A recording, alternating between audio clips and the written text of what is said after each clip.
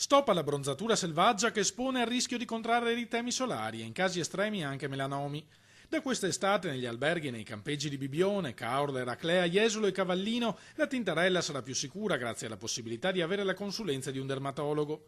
Il progetto Sicuri sotto il sole, nato su proposta di Federalberghi e sviluppato dall'ULSS 4, offre ai turisti una visita dermatologica a prezzo convenzionato in una delle strutture presenti in queste località balneari. L'ULSS del litorale adriatico dà questa opportunità di fare queste visite che sostanzialmente danno la possibilità di fare screening e quindi saltare, fra virgolette, anche le famose liste d'attesa, cioè vanno a sgravare le liste d'attesa per fare la mappatura dei nei, per fare appunto queste verifiche. Oltre alla visita c'è anche la raccolta dei dati del paziente, per cui anche l'anno successivo, se ritorna, può fare una seconda visita, vedere l'eventuale evoluzione.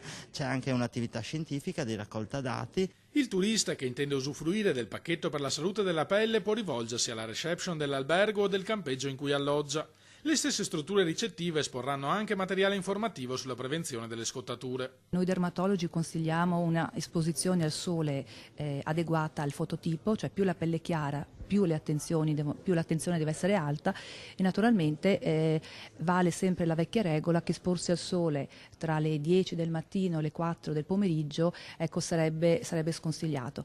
Meglio prendere sole nelle prime ore del mattino o all'ora del tramonto. Per i fototipi più scuri in quell'orario è possibile anche non proteggersi, mentre nelle ore più calde naturalmente meglio utilizzare dell'abbigliamento antisole.